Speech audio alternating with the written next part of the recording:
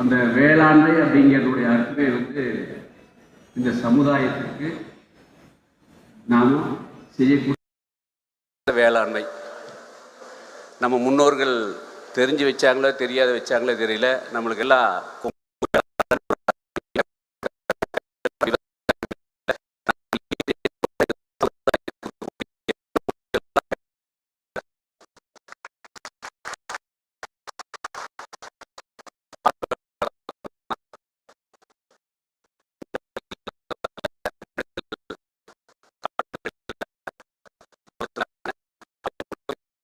விலங்குகளை வேட்டையாடின்னு காய்கறிகள் பொறுத்து சாப்பிட்டு இருந்தாங்க.